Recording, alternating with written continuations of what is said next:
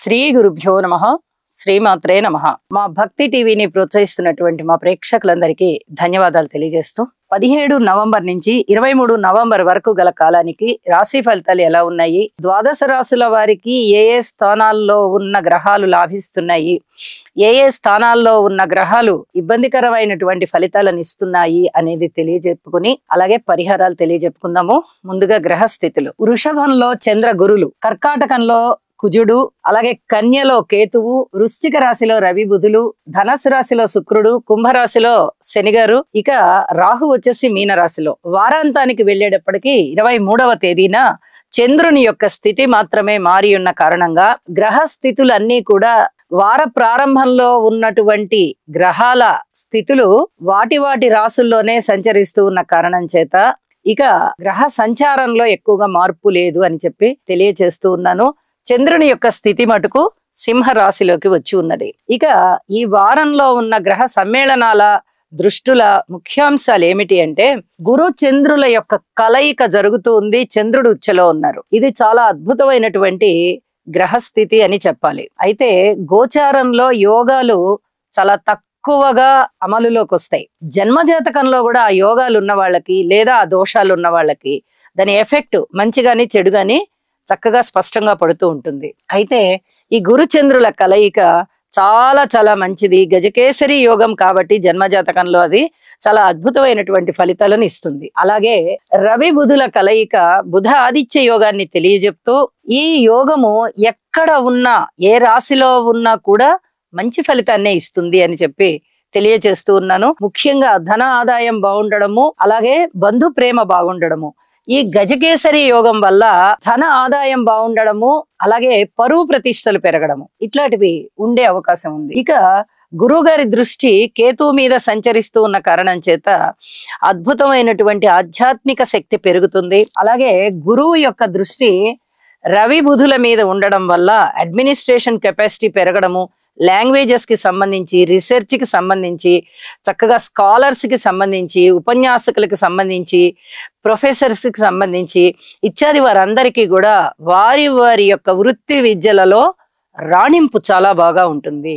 అలాగే శని గారి యొక్క 10వ దృష్టి రవి బుధుల మీద ఉన్న కారణం చేత ఈ చర్మానికి సంబంధించినటువంటి వ్యాధులు గాని బాధలు గాని కాస్త ఇబ్బంది పెడతాయి అని చెప్పి తెలియజేస్తూ ఉన్నాను. అలాగే డాక్టర్ వృత్తిలో ఉన్న వారికి చాలా బాగుంటుంది, డాక్టర్ విద్యలో ఉన్న వారికి బాగుంటుంది, హాస్పిటల్స్ కి బాగుంటుంది. అలాగే మెడికల్ కి సంబంధించిన ఉత్పత్తులు తయారు చేసేవారు, సప్లై చేసేవారు, వాటికి సంబంధించి వ్యాపార లావాదేవీలు చేసేవారు అందరికీ కూడా ఇది బాగుండేటటువంటి అంశం అని చెప్పి తెలియజేస్తున్నాను. వారాంతంలోకి వచ్చేటప్పటికి శనిగారి యొక్క 7వ దృష్టి చంద్రుడి మీద కూడా ఉన్న కారణం చేత కొద్దిగా మానసికమైన వేదన ఉండేటటువంటి అవకాశం ఉంది. ప్రతి చిన్నదానికి ఒత్తిడికి లోనవుతూ ఉంటారు. ఇవన్నీ కూడా చెప్పదగ్గ సూచనలే. అయితే వీటికి తప్పనిసరిగా పరిహారాలు చేసుకోవచ్చు.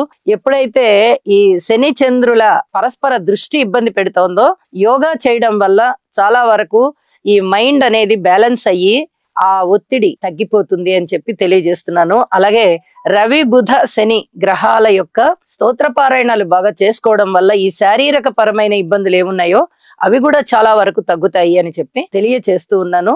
ఇక రాసుల్లోకి వెళ్దాము. మీనరాశి వారికి ఈ వారం రోజుల కాలము కూడా 2 గ్రహాల యొక్క అనుకూలత. తృతీయ స్థానంలో చంద్రుడు బాగున్నారు, దశమ స్థానంలో శుక్రాచార్యుల వారు బాగున్నారు. మరి వారాంతంలోకి వెళ్ళేటప్పటికి చంద్రుని యొక్క స్థితి మాత్రమే మారి ఉన్న కారణం చేత, అది కూడా 6వ స్థానంలోకి వెళ్ళిన కారణం చేత బాగుంది అని చెప్పాలి. అయితే చంద్రుడు ఇక్కడ అక్కడ బాగున్నారు కాబట్టి, అంటే వార ప్రారంభంలోనూ బాగున్నారు, వారాంతంలోనూ బాగున్నారు కాబట్టి చంద్రుని యొక్క స్థితి బాగుంది. ఇక శుక్రాచార్యుల వారి స్థితి బాగుంది. ఇక ఏలినాటి శని జరుగుతూ ఉన్నది, గురుబలం లేదు, రాశిలోనే రాహు ఉన్నారు, సప్తమంలో కేతు ఉన్నారు. ఏ విధంగా అనేక రకాల బలాలు పెరుగుతాయి అని చెప్పుకోవాలి. తప్పనిసరిగా పరిహారాలు చేసుకోవాలి. ఆరోగ్య విషయంలో జాగ్రత్త వహించండి. దుర్వ్యసనాల జోలికి పోవద్దు. భార్యాభర్తల మధ్య అనుకూలత పెంచుకోవాల్సిందిగా సూచన చేస్తూ ఉన్నాను. పబ్లిక్ రిలేషన్స్ విషయంలో చాలా చాలా జాగ్రత్తలు పాటించండి. అతి తొందరగా చెడ్డ పేరు రావడానికి అవకాశం ఉంది. ఎక్కడ నోటి మాట ద్వారా వ్యతిరేకతలు పెంచుకోవద్దు అని చెప్పి తెలియజేస్తూ ఉన్నాను. అయితే ఆదాయం బాగుంది, చేసే ఉద్యోగ వ్యాపార వ్యవహారాలు వ్యాపారం కన్నా కూడా ఉద్యోగ జీవితం బాగుంటుంది. తోటి ఉద్యోగస్తులు మీకు సహాయ సహకారాలు అందిస్తారు. ఇది ఒక్కటే మీకు బాగా ఇప్పుడు ఆశాజనకంగా ఉంది కాబట్టి ఈ విషయాన్ని ఇంకా కొంచెం బలోపేతం చేసుకోవాల్సిందిగా సూచన చేస్తున్నాను. అలాగే గ్రహ బలాలు ఏవి బాగలేని కారణం అప్పుడు ఓర్పు కలిగి ఉండాలి, కాస్త ఆధ్యాత్మిక చింతన పెంచుకోవాలి, దైవానికి సంబంధించిన కార్యక్రమాలన్నీ చెయ్యాలి. మీరు ఎన్ని రకాలుగా చేస్తే అంత బాగుంటుంది. దుర్గ పూజ చెయ్యండి, గణపతి ఆరాధన చెయ్యండి, అలాగే రాహుగ్రహ స్తోత్రాలు కేతుగ్రహ స్తోత్రాలు పఠించండి, శనిగారికి తైలాభిషేకం చెయ్యండి. గురువు అనుగ్రహం కొరకు మీరు గురు ఆలయానికి వెళ్ళండి లేదా యోగా చెయ్యండి. ఏ రకంగా చేసినా కూడా మీకు సత్వర ఫలితాలు ఉంటాయి. ఓర్పు కలిగి ఉండాలి. ఇది చాలా చాలా చెప్పదగ్గ సూచన. అన్ని అంశాలు కూడా వ్యతిరేకంగా ఉన్నాయి, ఏవి కూడా అంత పూర్తిగా తృప్తికరంగా లేవు. కాబట్టి దైవ బలాన్ని పెంచుకోవడమే మీ సత్వరమైన పరిష్కార మార్గం అని చెప్పి తెలియజేస్తూ, అలాగే సంతానం పట్ల పూర్తిగా ఓర్పు కలిగి ఉండాలి. సంతానం పట్ల అంత పూర్తి అనుకూలతలు కనబడబోవడం లేదు.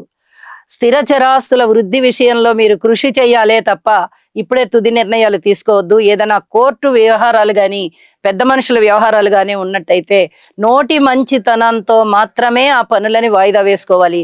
లిఖిత పూర్వకంగా కూడా ఇవ్వవద్దు అని చెప్పి సూచన చేస్తున్నాను. ఏదైనా డాక్యుమెంట్స్ విషయంలో కూడా అధిక జాగ్రత్తలు పొందాలి అని చెప్పి తెలియజేస్తూ ఉన్నాను.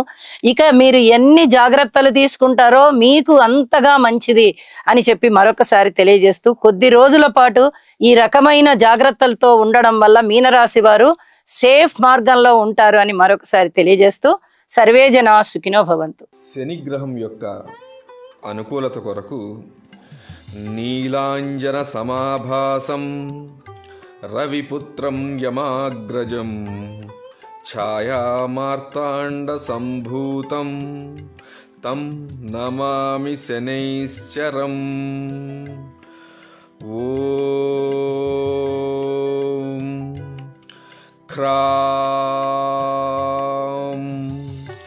క్రీం క్రౌం సహ శనయే నమః. నీలాంజన సమాభాసం రవిపుత్రం యమాగ్రజం ఛాయామార్తాండ సంభూతం తం నమామి శనైశ్చరం. ఓం క్రాం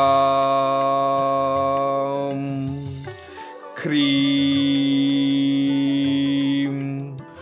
క్రౌం సహ శనయే నమః.